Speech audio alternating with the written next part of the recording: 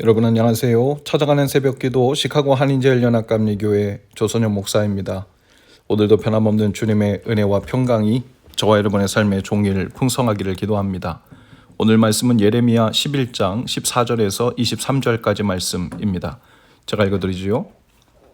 그러므로 너는 이 백성을 위하여 기도하지 말라. 그들을 위하여 부르짖거나 구하지 말라.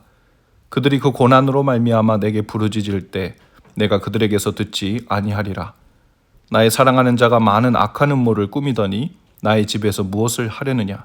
거룩한 제물 고기로 내 재난을 피할 수 있겠느냐? 그때 내가 기뻐하겠느냐? 여호와께서는 그의 이름을 일컬어 좋은 열매 맺는 아름다운 푸른 감람나무라 하였었으나 큰 소동 중에 그 위에 불을 피웠고 그 가지는 꺾였도다. 바알에게 분향함으로 나의 노여움을 일으킨 이스라엘 집과 유다 집의 악으로 말미암아 그를 심은 만군의 여호와께서 그에게 재앙을 선언하셨느니라. 여호와께서 내게 알게 하셨으므로 내가 그것을 알았나이다. 그때 주께서 그들의 행위를 내게 보이셨나이다. 나는 끌려서 도살당하러 가는 순한 어린 양과 같으므로 그들이 나를 해하려고 꾀하기를 우리가 그 나무와 열매를 함께 박멸하자. 그를 살아있는 자의 땅에서 끊어서 그의 이름이 다시 기억되지 못하게 하자 함을 내가 알지 못하였나이다. 공의로 판단하시며 사람의 마음을 감찰하시는 만군의 여호와여, 나의 원통함을 주께 아뢰었사오니 그들에게 대한 주의 보복을 내가 보리다 하였더니 여호와께서 아나도 사람에게 대하여 이와 같이 말씀하시되 그들이 내 생명을 빼앗으려고 찾아 이르기를 너는 여호와 이름으로 예언하지 말라. 두렵건대 우리 손에 죽을까 하노라 하도다. 그러므로 만군의 여호와께서 이와 같이 말씀하시느니라. 보라, 내가 그들을 벌하리니 청년들은 칼에 죽으며 자녀들은 기근에 죽고 남는 자가 없으리라. 내가 아나도 사람에게 재앙을 내리리니 곧 그들을 벌할 해이니라. 아멘. 지금 유다는 심판이 임박해 있습니다. 하지만 하나님은 이스라엘에 대해서 아직도 소망을 갖고 계시죠. 오늘 우리가 읽진 않았지만 11장 6절에서 하나님은 그들과 맺은 언약에 기초해서 그들을 도우시는 말씀을 하고 계십니다. 그 처음 언약을 기억하고 지키라고 말씀하시죠. 메시지 성경은 11장 6절에서 8절까지의 본문을 이렇게 번역했습니다. 유다 성읍과 예루살렘 거리에 나가서 이렇게 전하여라. 이 언약의 조건을 기억하고 즉시 준행하여라. 너희 조상을 이집트에서 구해냈을 때 이미 나는 그들에게 경고했다. 경고하기를 한시도 멈추지 않았다. 아침부터 밤까지 나에게 순종하여라 하고 경고했다. 그러나 그들은 순종하지 않았다. 그들은 나를 무시했다. 그들은 자기 마음 내키는 대로 살았다. 그래서 결국 내가 이렇게 나섰다. 나의 경고에도 불구하고 그들이 한사코 무시해 온 이 언약에 제시된 벌이 마침내 시행되도록 명한 것이다. 아멘. 하나님께서는 이미 옛적에 약속의 말씀을 선포해 두셨습니다. 그리고 끝까지 불순종함으로 하나님을 무시해 온 유다의 죄악이 그 예정되었던 벌이 그대로 시행되도록 했다는 것이죠. 14절 이하에 보면 하나님은 예레미야에게 이런 백성을 보살펴달라고 기도하지 말라 하십니다. 예레미야가 그들을 불쌍히 여겨달라고 하나님께 호소하거나 간구하지 말라고 하십니다. 하나님은 유다를 사랑했습니다. 하지만 하나님의 그 사랑을 받은 유다가 다른 신을 섬기는 악한 음모를 꾸몄습니다. 하나님은 그들이 성전에 와서 하는 일들이나 그들이 살찐 짐승을 희생제물로 바친다고 해서 기뻐하지 않으신다고 하십니다. 메시지 성경에서 이렇게 15절을 번역했습니다. 무엇하는 것이냐?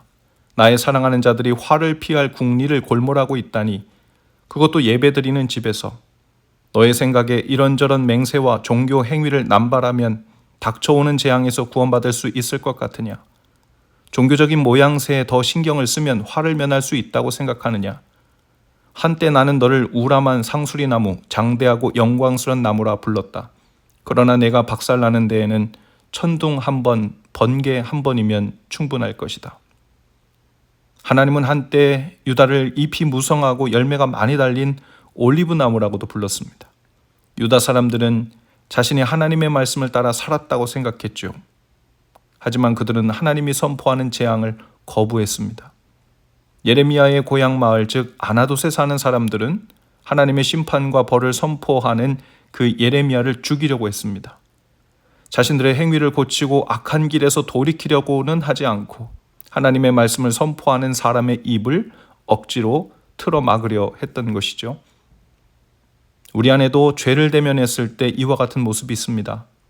유다 사람들처럼 삶을 고치려 하지 않으면서 부수적인 그럴듯한 방법들을 동원해서 그 형벌을 피해보고자 수를 쓰는 것이죠. 그 중에서도 우리의 마음을 가장 편안하게 만들어주는 일이 바로 종교적 행위에 열심을 내는 것입니다.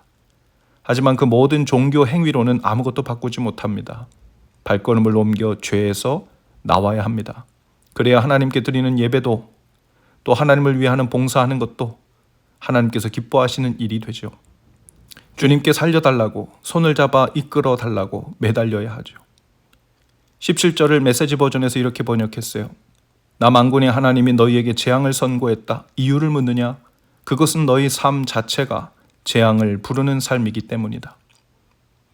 우리의 삶이 죄에 깊이 발을 담근 채 돌이켜 나올 마음이 없다면 아무리 다른 것으로 그것을 메워보려고 해도 소용이 없지요. 주님은 눈 가리개를 원하시는 것이 아니라 우리를 죽음으로 몰아넣는 그 죄에서 꺼내주시기를 원하시는 분이시기 때문입니다. 그런가 하면 회개하고 돌이키라는 말 앞에서 마치 아나도 사람들처럼 우리가 반응하기도 하죠. 눈을 가리고 귀를 막고 죄에 대하여 고치라고 하는 사람을 원망하고 미워하는 것입니다. 예레미야의 고향 마을 아나도 사람들이 그를 죽이려 했죠. 예수님의 고향 마을 사람들이 예수님을 죽이려 했고 당대 종교 지도자들은 예수님을 십자가에 못 박았습니다. 선지자를 보내다가 말을 듣지 않고 그래서 아들을 보냈더니 그 아들을 죽였다는 성경의 비유가 이를 두고 하는 말이죠. 오늘 성령께서 우리 안에 깨닫게 하시는 죄가 있다면 다른 궁리를 하지 않고 속히 발걸음을 돌려 그 죄에서 빠져나오시기를 바랍니다. 그것이 상책이죠. 하나님의 시선은 다른 어떤 부차적인 것으로 돌려지지 않습니다. 죄에서 돌이키기까지 더욱 괴롭게 될 뿐이죠.